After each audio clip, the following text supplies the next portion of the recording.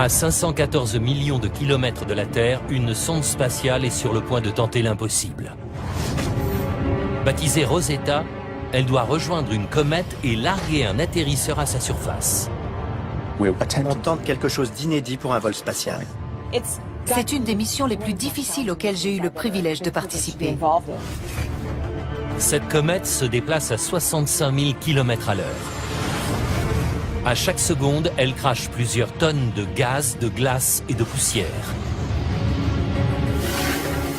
Atterrir sur un tel monstre est une entreprise colossale. On va gratter et analyser sa surface pour savoir de quoi elle est composée. En cas de succès, cette mission pourrait répondre à l'une des questions les plus importantes de l'humanité, la façon dont la vie est apparue sur Terre. Mieux connaître les comètes peut nous permettre de décrypter l'origine des briques élémentaires de la vie. « 20 janvier 2014. Alors que le soleil se lève sur la Californie, Goldstone, une antenne de la NASA de 70 mètres de diamètre, pivote vers le ciel. À l'autre bout du monde, en Australie, le télescope de Canberra se tourne vers le même point de l'espace. Ces deux antennes de communication géantes sont parmi les plus sensibles jamais construites. Aujourd'hui, elles interviennent dans le cadre d'un effort international pour entrer en contact avec une sonde spatiale baptisée Rosetta. 5, 4, 3, 2, unité, top, allumage moteur Vulcain. Rosetta a été lancée il y a plus de 10 ans. Sa mission, poursuivre une comète et poser un atterrisseur à sa surface. Pour économiser son énergie, elle a été placée en hibernation il y a près de 3 ans. Depuis, on est sans nouvelles d'elle.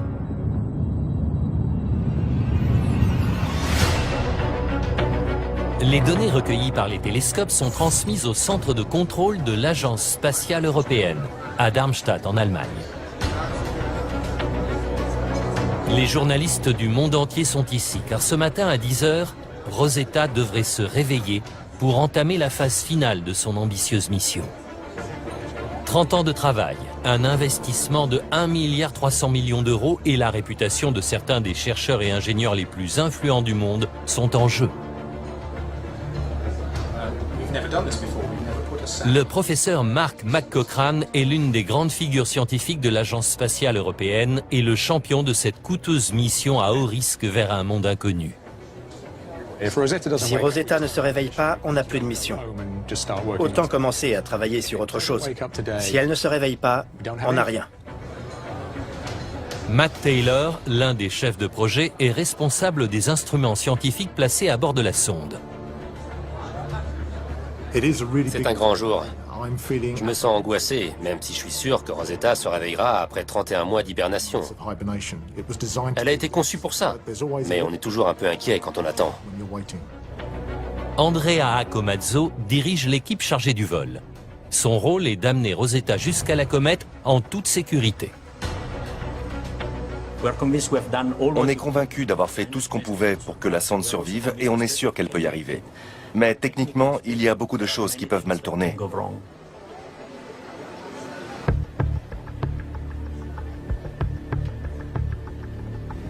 Le dernier signal de Rosetta reçu en juin 2011 l'a placé à 548 millions de kilomètres de la Terre. Andrea et son équipe ont calculé que depuis, la sonde devait avoir parcouru 724 millions de kilomètres de plus et atteint une zone proche de l'orbite de Jupiter.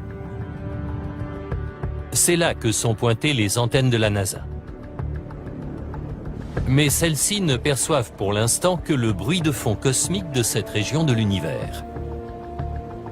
Rosetta a été programmée pour prévenir de son réveil en envoyant une impulsion radio vers la Terre. Ce signal devrait dessiner un pic au-dessus du bruit de fond. Trouver la sonde est un immense défi. Elle n'est qu'un point minuscule dans l'infinité de l'espace.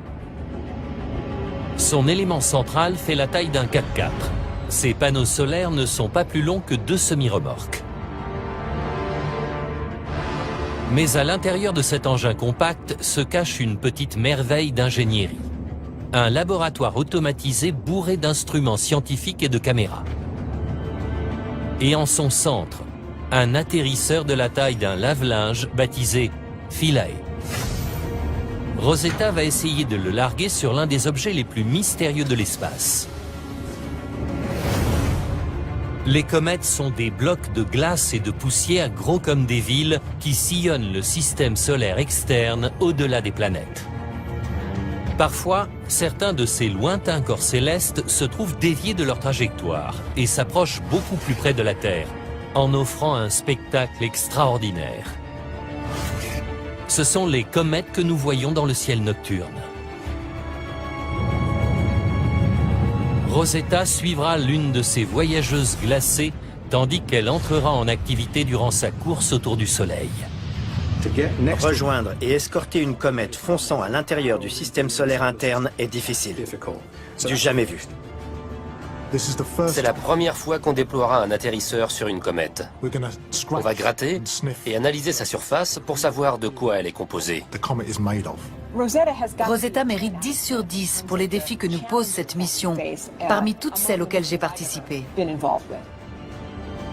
Rosetta offre l'occasion unique de répondre à des questions fondamentales. De quoi sont faites les comètes? Que peuvent-elles nous apprendre sur l'évolution du système solaire? Et surtout, contiennent-elles les ingrédients essentiels de la vie? Les comètes sont quasiment inchangées depuis la naissance du système solaire. Elles renferment de l'eau, des poussières et peut-être les molécules organiques qui composent les briques de la vie. Cependant, pour pouvoir tenter de répondre à ces questions, Rosetta doit d'abord se réveiller.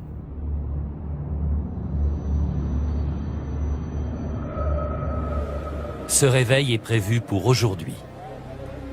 Cela fait déjà 8 heures qu'on attend un signal de la part de la sonde. Mais les radiotélescopes ne détectent pour l'instant que le bruit de fond de l'univers. Personne n'aimait cette idée d'hibernation. On a beaucoup hésité. On était très réticents à l'idée de mettre la sonde en sommeil. Mais finalement, il n'y avait pas d'autre solution. Faire entrer Rosetta en hibernation était un risque énorme, mais l'équipe n'avait pas le choix.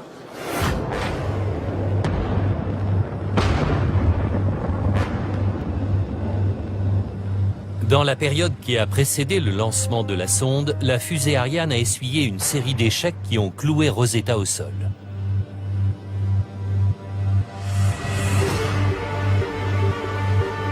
Ces revers ont retardé le lancement de plus d'1 an. La sonde n'avait donc plus aucune chance de rejoindre la cible initialement choisie.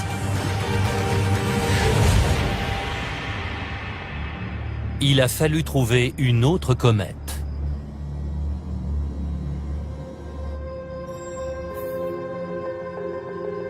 Une comète assez grosse pour qu'on puisse s'y poser, et passant assez près de la Terre pour que Rosetta puisse l'atteindre. Le choix s'est porté sur celle-ci, la comète 67P Churyumov-Gerasimenko, un vestige intact de la naissance du système solaire large de 4 km. Mais cette comète avait un défaut majeur. Elle se trouvait juste à la limite de la distance que Rosetta pouvait parcourir. Pour la rejoindre, la sonde allait devoir partir à 800 millions de kilomètres du Soleil, plus loin que ne l'avait encore jamais fait un engin spatial à énergie solaire. À une telle distance, ces panneaux solaires ne pourraient plus lui fournir assez d'énergie. Les panneaux solaires de Rosetta sont parmi les plus grands jamais envoyés dans l'espace. Mais même eux ne peuvent pas l'alimenter si loin du Soleil. Là où l'intensité lumineuse n'est que 4% de celle qu'on reçoit sur Terre. Face à une situation impossible, l'équipe a mis au point un plan audacieux. Pour économiser l'énergie, on mettrait Rosetta en hibernation. Ce qui voudrait dire éteindre presque tous ses systèmes électroniques, notamment son gyrostabilisateur qui la maintient pointée dans la bonne direction. L'un des principaux systèmes est celui qui assure sa stabilité. Il consomme trop d'énergie, donc il faut l'éteindre. Mais le problème est que la sonde pourrait alors se mettre à dériver loin du Soleil et ne plus recevoir d'énergie du tout. Sans énergie, on ne peut pas faire fonctionner les radiateurs qui empêchent notamment les tuyaux de carburant de geler. Et dans ce cas, on peut dire adieu à la mission. Il fallait trouver une solution pour maintenir les panneaux solaires de Rosetta tournés vers le Soleil pendant son hibernation. Comme on le voit avec cette toupie, quand elle tourne sur elle-même, elle est stable et garde la même orientation. C'est ce qu'on a décidé de faire avec la sonde.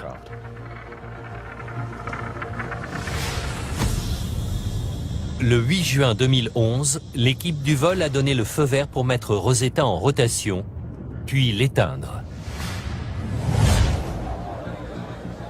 C'est aujourd'hui seulement qu'on saura si cette solution a fonctionné. Il est 18h15, toujours aucun signe de Rosetta. La presse mondiale a soif de réponses. Mais sans contact avec la sonde, l'équipe est dans le noir. Où en est-on? On ne reçoit que le bruit de fond pour l'instant. Le signal pourrait arriver à tout moment. Ce retard pourrait être dû au fait que l'antenne de Rosetta ne pointe pas dans la bonne direction. Après plus de 2 ans d'hibernation, Rosetta pourrait pointer dans une direction bizarre. Si bien que quand elle a fini de tourner, elle ne sait pas où elle est. La sonde doit comprendre où elle est, établir où se trouve la Terre, puis braquer son antenne vers elle. Pour cela, elle doit ouvrir ses yeux électroniques. Les capteurs stellaires sont de petites caméras qui photographient les étoiles et les comparent à des catalogues que Rosetta possède à bord. Avec ça, elle peut déterminer où elle est. Après ce repérage, elle peut orienter son antenne à Augain vers la Terre et envoyer ce signal qu'on attend tous pour dire « je suis réveillé ». Au centre de contrôle, il y a du nouveau. Le télescope Goldstone en Californie a détecté un faible signal sur la fréquence spécifique de Rosetta. En Australie, en revanche, Canberra n'a rien. Puis le signal disparaît. Mais il réapparaît. Il est sur les 2 stations. Cette fois, les 2 télescopes le reçoivent.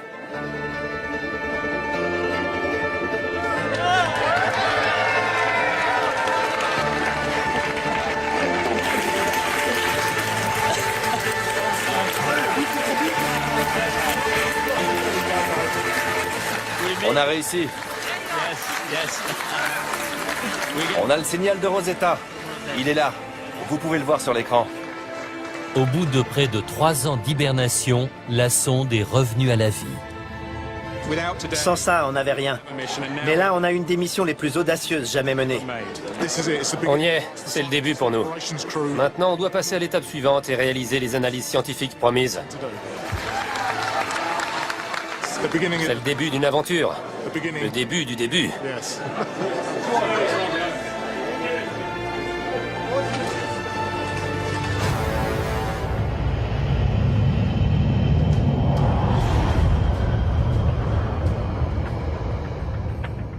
Dans 10 mois, Rosetta tentera de larguer Philae sur Churyumov-Gerasimenko.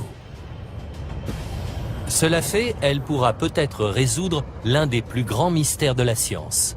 Les comètes auraient-elles contribué à semer sur Terre les ingrédients de la vie? Le compte à rebours est lancé.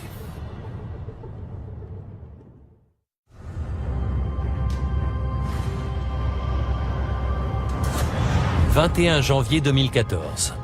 Rosetta se déplace aux confins du système solaire, à 8 millions de kilomètres de la comète Churyumov-Gerasimenko. Au cours des 10 ans écoulés depuis son lancement, d'autres missions spatiales ont bouleversé nos connaissances sur les comètes.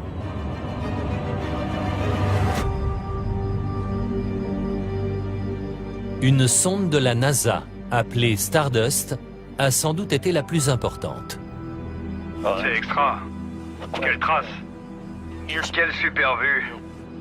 En 2006, elle est rentrée sur Terre avec une précieuse cargaison de poussière prélevée sur le halo d'une comète baptisée Wild 2. À toutes les stations, le parachute principal est ouvert. On descend lentement.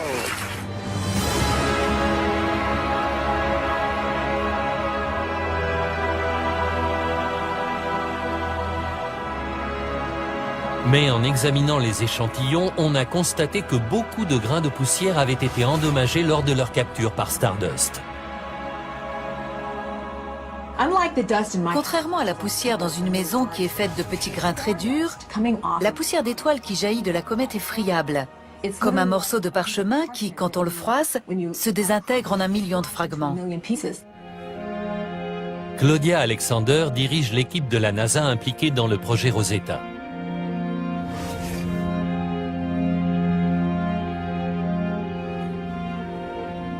Au cours des 8 dernières années, les chercheurs de la NASA ont pu examiner quelques centaines de grains de poussière rapportés par la mission Stardust. Et l'un d'eux a donné lieu à une fabuleuse découverte. Il contenait un acide aminé, l'un des ingrédients essentiels de la vie. Un aminoacide, la glycine, se trouvait dans le matériau recueilli. C'est extraordinaire. C'est la première fois qu'on trouve un aminoacide sur une comète. Les acides aminés, unités de base des protéines, sont indispensables à toute forme de vie complexe. Le corps humain en possède une vingtaine, et ils constituent les protéines qui font de notre corps ce qu'il est.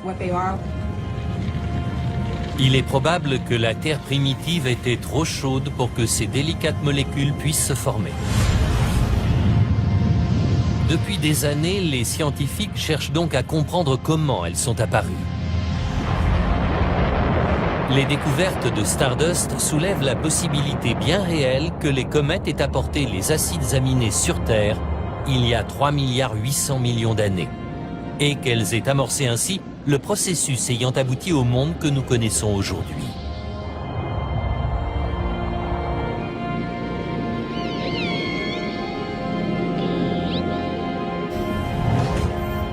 Si on parvient à se poser sur la comète et creuser sous sa surface, peut-être y découvrira-t-on encore plus de ces ingrédients essentiels de la vie.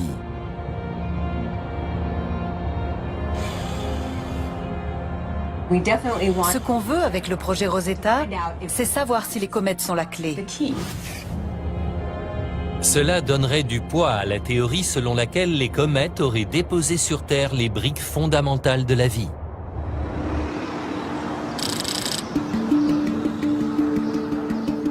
Mais positionner Rosetta pour qu'elle puisse larguer Philae est une entreprise titanesque. La comète se déplace à environ 100 000 km à l'heure, 1000 fois plus vite qu'un boulet de canon. Imaginez qu'on se pose sur un boulet de canon. Vous voyez un peu le défi. Le moyen le plus sûr d'y arriver est de voler à côté de la comète à la même vitesse qu'elle. Au lieu de la laisser foncer près de nous, on doit essayer de voler à ses côtés. Puis, on déploiera l'atterrisseur et tout ira bien. Lors de son lancement, Rosetta n'allait pas assez vite pour filer droit sur la comète. Elle a donc dû accomplir une série de manœuvres spéciales dites d'assistance gravitationnelle, ce que l'on appelle l'effet de fronde. La première s'est faite autour de la Terre. Rosetta vole sur son orbite autour du Soleil. La Terre arrive par derrière et la capte dans son champ de gravité. La puissante force d'attraction terrestre a happé Rosetta et l'a expédiée dans l'espace, comme le ferait un lance-pierre. Ça envoie Rosetta à plus grande vitesse sur une nouvelle trajectoire. Le lance-pierre terrestre a fait accélérer la sonde à 122 000 km à l'heure. 3 autres manœuvres similaires ont ensuite été réalisées. 2 autres fois autour de la Terre et une fois autour de Mars. Enfin, en 2011, Rosetta avait atteint la vitesse nécessaire pour rattraper sa cible.